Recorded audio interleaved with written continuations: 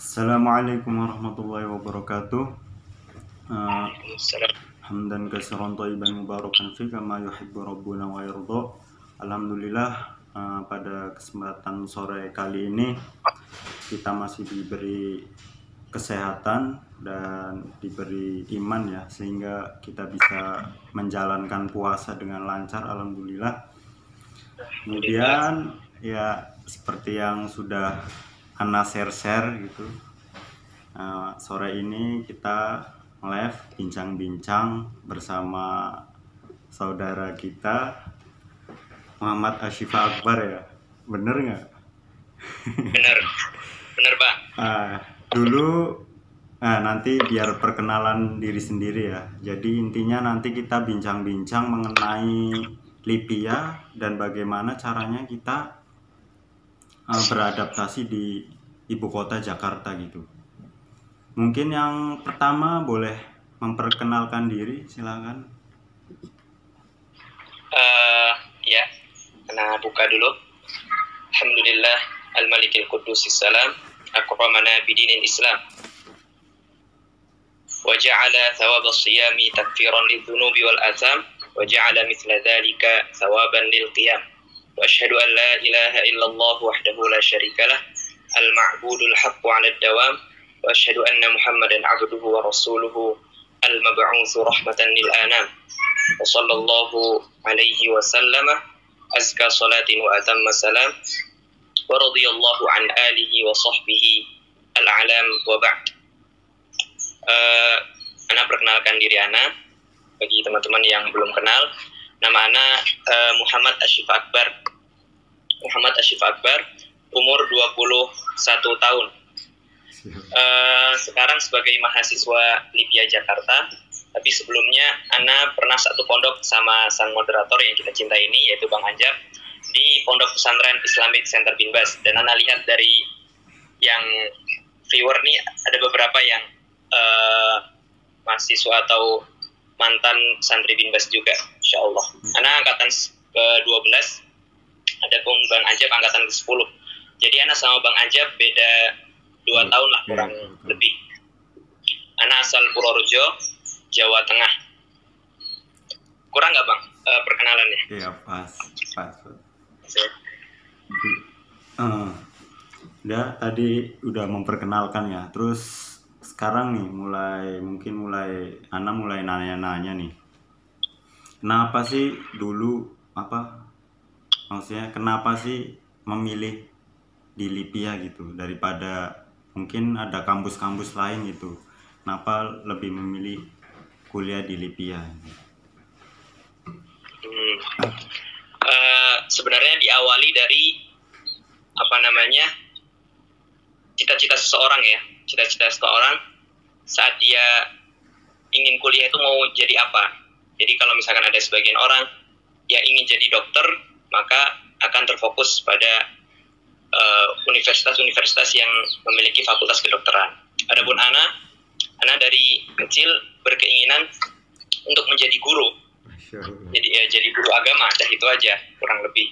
Jadi di depan Ana hanya ada 3 pilihan setelah Ana selesai dari Binbas. Ana melanjutkan studi ke Universitas Islam Madinah, atau Ana melanjutkan ke Libya yang sekarang ini alhamdulillah Ana sedang di situ, dan atau di STD Imam Syafi'i Jember. Dulu di depan Ana hanya ada 3 pilihan ini Bang. Nah, lalu ketika Ana musyrif, akhir-akhir musyrif Ana mendaftarkan diri di Universitas Islam Madinah via online ya. Insyaallah teman-teman banyak yang tahu caranya. Jika nggak tahu bisa tanya Ustaz Umam. Ana mendaftarkan diri, menyertakan berkas, tapi qadarullah sampai Ana selesai musyrif, Ana belum diterima. Masa Ana harus nunggu ketidakpastian dari Universitas Islam Madinah kan? Sayang, ya kan? Sayang kan waktunya, ada beberapa bulan Ana tunggu. Ya udah, maka Ana putuskan untuk melanjutkan kuliah. Yang tadinya ada 3 menjadi 2, STDI Imam Syafi'i Jember atau Libya. Setelah musyawarah panjang, istikharah, akhirnya Ana memutuskan untuk lanjut ke Libya. Adapun di antara hal yang mendorong Ana untuk melanjutkan studi di Libya ada yang bersifat khusus dan umum. Adapun yang bersifat umum yaitu berkaitan dengan Libya itu sendiri. Yang pertama, apabila teman-teman belum tahu bahwasanya Libya Jakarta itu nama aslinya bukan Libya, ya. Nama aslinya bukan Libya. Libya itu hanya sebutan di Indonesia, yaitu lembaga Islam atau lembaga ilmu pendidikan Islam dan bahasa Arab. Nama asli dari Libya itu Jami'atul Imam Muhammad bin Saud yang pusatnya ada di kota Riyadh, Arab Saudi, ya. Ada di kota Riyadh, Arab Saudi. Lalu Jami'atul Imam bin Saud ini membuka cabang di Jakarta yang biasa disebut dengan Libya. Jadi kampus ini sebenarnya udah dari asalnya Saudi, sehingga sistem-sistem Saudi, segala kebijakan rata-rata mirip Saudi. Di antaranya adalah kebijakan yang Ana suka, yaitu menggratiskan semua biaya. Ya kan, siapa yang tidak senang kuliah gratis? Ditambah dapat uang saku, walaupun ya cuman 100 real per bulan, tapi itu lumayan. Ya, selaku mahasiswa dapat uang 100 real, ya sekitar 300-400 ribu sebulan kan lumayan. Kemudian dosennya juga rata-rata orang Arab. Ya walaupun tidak Arab Saudi, tapi rata-rata lisan mereka dalam berbicara bahasa Arab itu sangat fasih. Dan beda antara mendengarkan bahasa Arab yang diucapkan dengan orang yang asli Arab dan selain Arab. Memiliki rasa tersendiri. Dan dosen di Libya rata-rata mereka didatangkan dari Arab Saudi, sehingga kita bisa istifadah lebih daripada kita berguru kepada selain orang Arab. Lalu di antara yang mendorong Ana pula, yaitu yang bersifat khusus ya, yang dari Ana pribadi, itu adalah Ana memiliki beberapa saudara di Jakarta. Di antaranya ada bude, ada kakek, ada tante, sehingga walaupun Ana jauh dari keluarga, setidaknya ada beberapa kerabat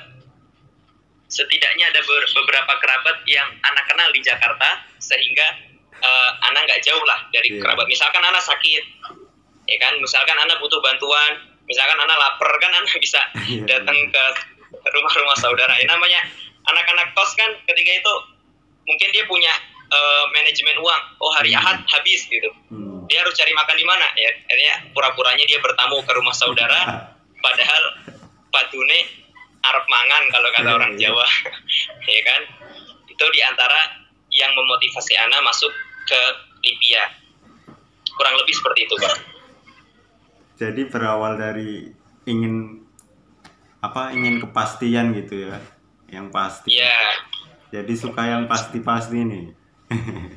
Iya, yang pasti-pasti. Walaupun ya semuanya prioritas utama pasti Universitas Islam Madinah. Hanya saja dalam menunggu mau ngapain, ya kan? Ya, benar. Yang menunggu mau ngapain, gitu. Terus gini nih, mungkin kan pandangan sebagai ikhwan-ikhwan kita yang mungkin ingin kuliah di Jakarta kan, mengingat Jakarta kan ibu kota gitu, keras. Tapi bagaimana sih cara kita supaya di sana tuh bisa beradaptasi gitu?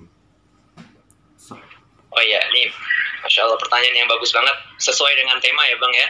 Sesuai dengan tema.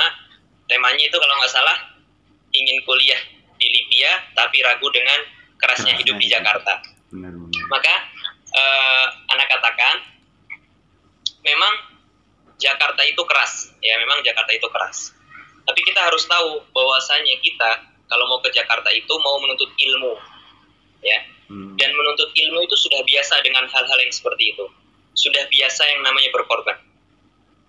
Anak katakan misalkan, sekarang yang kuliah di Universitas Islam Madinah belum tentu tanpa halangan, walaupun misalkan di sana uang jajan besar, ya kan, makan insya Allah terjamin, dekat dengan Masjid Nabawi, banyak orang-orang dermawan di sana. Tapi bukan berarti di sana 100% enak. Yang kuliah di Madinah itu berat juga, karena mereka harus meninggalkan keluarga 9 bulan. Coba bayangkan, 9 bulan nggak ketemu keluarga, ya kan? Itu yang belum menikah. Coba yang udah menikah LDR, 9 bulan LDR, itu iman suami istri harus kuat. Oh iya benar. Ya kalau LDR iman suami istri nggak boleh lemah, ya kan? Yang kuliah di misalkan STD Imam Syafi'i Jember, belum tentu tanpa halangan, belum tentu ada rintangan, belum tentu nggak ada rintangan. Jadi dimanapun yang namanya menuntut ilmu itu identik dengan yang namanya berkorban. Benar. Nah sekarang Jakarta yaitu Libya. Jika kita yang pertama harus ikhlaskan niat, berusaha ikhlaskan niat terus. Jadi ikhlas itu harus diperbaharui terus menerus. Setelah mengikhlaskan niat, ya, di hadapan kita kerasnya hidup di Jakarta kembali kepada 3 hal. Yang pertama, ya, tentang pergaulan. Yang kedua, tentang manajemen keuangan. Yang ketiga, tentang menghadapi kemacetan. Ini 3 ini identik dengan yang namanya keras hidup di Jakarta. Semuanya akan kembali ke sini kurang lebih. Lalu bagaimana kita sebagai seorang mahasiswa, ya, menghadapi 3 hal ini? Coba kita kulik satu persatu. Yang pertama dengan kita lihat dari manajemen keuangan misalkan. Bagaimana kita mengatur keuangan kita di Jakarta, ya? Maka Anda katakan di Jakarta itu memang mahal. Apa-apa serba mahal, ya, boros. Lalu bagaimana kita mengaturnya? Pertama, jangan terlalu tinggi gaya hidupnya, ya. Makan nggak usah terlalu muluk-muluk, karena di Jakarta yang menyebabkan harga itu tinggi tatkala makanan itu instan atau jadi. Sebagai contoh misalkan, harga beras di Jakarta dengan harga beras di Jogja itu sama. Harga sayur mentah di Jakarta dengan sayur mentah di Jogja nggak jauh beda, ya. Gas LPG di Jakarta dan di Jogja sama aja. Jadi bahan-bahan dasar, ya, yang seorang butuhkan untuk makan keseharian itu rata-rata sama, nggak terlalu jauh beda. Yang menyebabkan beda itu tatkala sudah jadi, sudah matang makanannya. Contoh misalkan kita makan di warteg Jakarta, maka akan beda dengan kita bayar di Bu Heri. Bagi yang tahu Bu Heri, ya teman-teman. Di Bu Heri kita bisa makan 1 piring misalnya, kita 1 piring. Favorit, ya. Favorit habis main futsal. Ya misalkan 1 piring isinya nasi segunung, sayur terserah, gorengan sama ayam plus es teh, itu nggak sampai 10.000. Nasi sama sayur dipersilahkan ngambil sendiri. Di Jakarta itu nggak mungkin terjadi. Nasi diambilin, sayur, ya, dihargain. Jadi beda jumlah sayur, harganya beda. Lauk juga beda harga. Jadi sayur, nasi sama lauk beda-beda. Maka 1 piring nasi ayam di Jakarta dengan 1 piring nasi ayam di Jogja jauh harganya. Misalkan di Jogja 10.000, di Jakarta 15 sampai 20.000. Ini yang menyebabkan boros. Maka Ana kasih tahu kepada teman-teman yang misalkan mau kuliah di Libya, seandainya sudah diterima, paling nggak punya magic jar, ya, untuk masak nasi, ya. Magic jar yang 2-in-1 yang bisa buat masak nasi sama manasin sayur. Jangan lupa juga persiapan kompor kecil, ya, kompor kecil. Ya, sahabat tuh mau masak telur, masak mie, itu untuk menghemat tuh sangat sangat bagus sekali, ya. Itu dari sisi makanan, ya, kita menghemat. Jadi gaya hidup jangan terlalu tinggi. Bagi musrif-musrif yang misalkan kalau udah musrif biasanya udah nggak level tuh makan pondok tuh, biasanya sukanya makan di luar. Maka gaya hidup itu pas di Libya Jakarta balik lagi, ya, mulai masak lagi. Kemudian dari sisi bayar kos, bagaimana cara menghematnya? Jangan ngekos sendirian, ya, biar bisa patungan.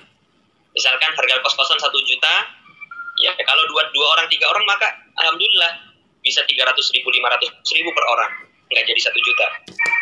Harga patungan listrik juga bisa lebih hemat, ya. Itu dari sisi bagaimana kita memanage keuangan. Kemudian dari sisi kita menghadapi kemacetan.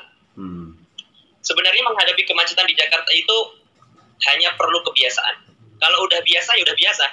Tapi kalau baru pertama-tama memang ngeluh rasanya. Kok sini ke situ aja lama banget. Perasaan dulu di Jogja dari sini ke situ doang cuma berapa menit. Di Jakarta mau kajian aja pulang pergi 3 jam. Kajiannya cuma 20 menit.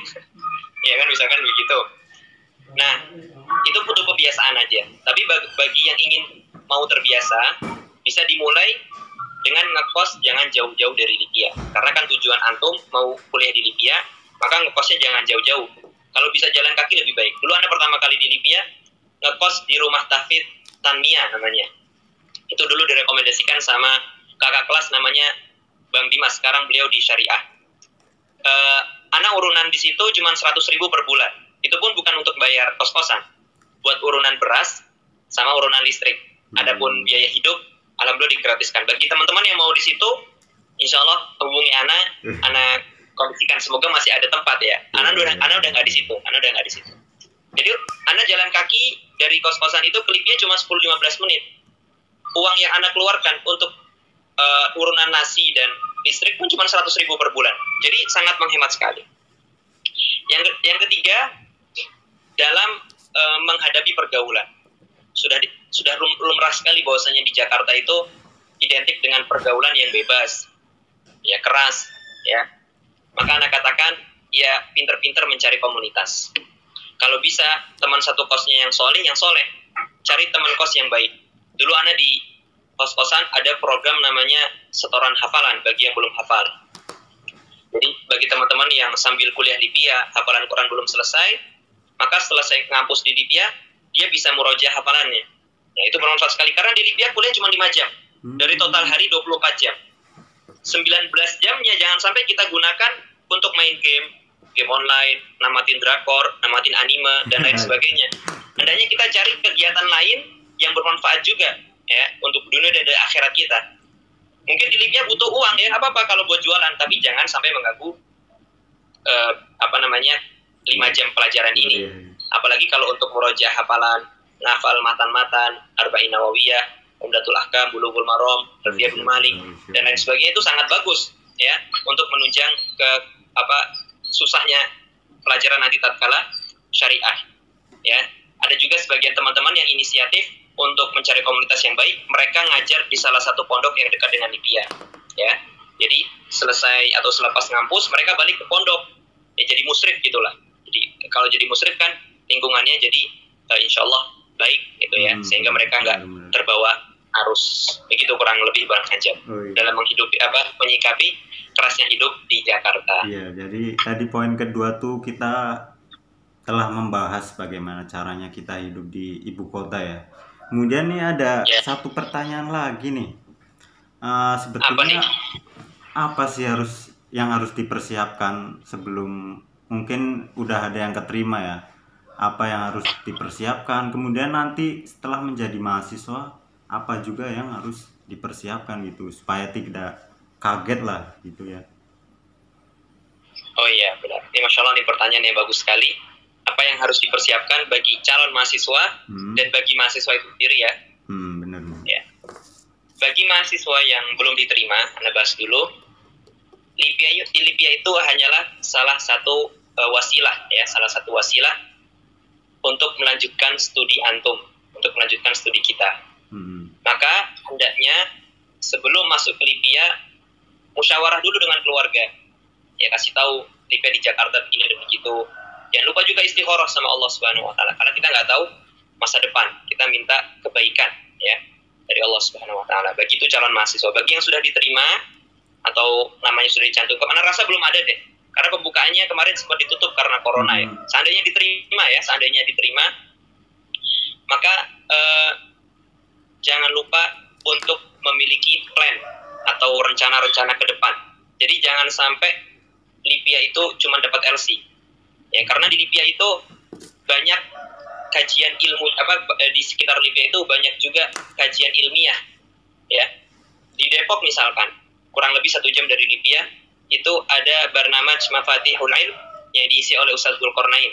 Itu membahas matan-matan ilmu dari usul salata, qawaidul arba'in nawawiyah, kemudian kitabut tauhid, akidah wasitiyah, matan-matan ilmu yang pendek-pendek, tabsiratul qasid dan lain sebagainya, itu dibahas sama beliau.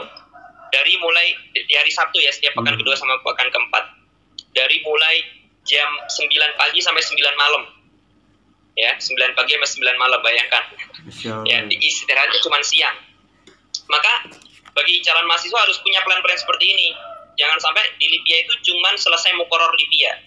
Harus banyak kitab-kitab yang harus diselesaikan di luar kampus, ya. Itu. Kemudian yang kedua, jangan lupa untuk memperbanyak doa. Bahkan ini harusnya yang pertama ya, memperbanyak doa.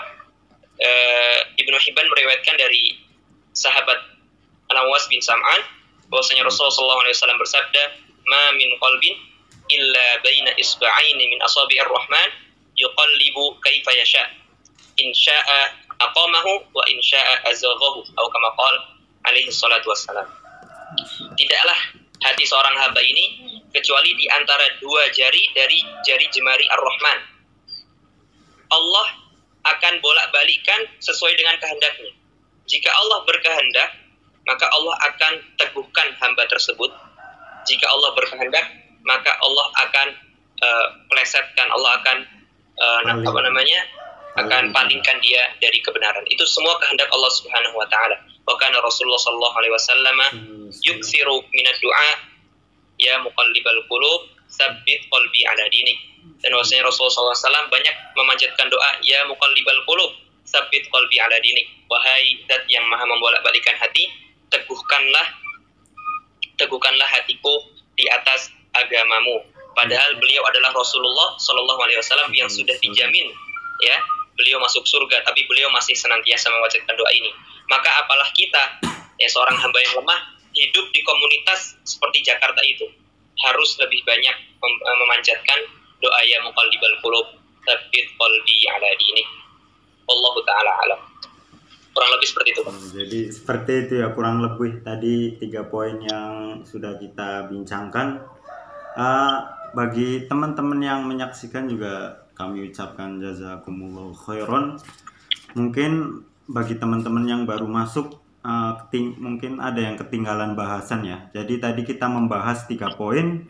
Yang pertama, kenapa Akh Syifa ini memilih Lipia. Yang kedua, bagaimana sih cara mengatasi kerasnya hidup di ibu kota. Kemudian yang ketiga itu tadi persiapan ya. Persiapan untuk mahasiswa yang mungkin ingin kuliah di Jakarta atau ya sekedar mungkin main ke Jakarta juga perlu persiapan juga ya. Persiapan. Jadi ya, seperti benar. Itu. Mungkin kita ingin mendengar nih sedikit lantunan Al-Quran nih. Aduh. Pakai lantunan Al-Quran juga. Iya, soalnya kan dulu kan emang Holaqo Hana sama Holaqo Antum kan emang bersampingan gitu. Jadi gitu ya. mengenang ya, mungkin mengenang. Ya, mungkin begitu. 1 menit 2 menitan aja. Baik. Ana baca semampu Ana ya, dikit aja ya. Masya Allah. A'udzu billahi minasy syaithanir rajim. Bismillahirrahmanirrahim. Idza as-samaa'u infatarat wa idzal kawakibu intatharat wa idzal biharu fujjirat wa idzal quburu bu'thirat alimat nafsum ma qaddamat wa akharat ya ayyuhal insanu ma gharraka bi rabbikal karim alladzi khalaqaka fasawwaka fa'adalak fi ayyi suratin ma sha'a rakkabak kalla bal tukadzibuna bid-din wa inna 'alaykum lahafidhin kiraman katibin ya'lamuna ma taf'alun innal abrara lafi na'im wa innal fujjara lafi jahim yaslawnaha yawmaddin wa ma hum 'anha bighaibin wa ma adraka ma yawmuddin thumma ma adraka ma yawmuddin yawma la tamliku nafsun li nafsin syai'an wal amru yawma idzin lillah. Masya Allah, barakallahu fikum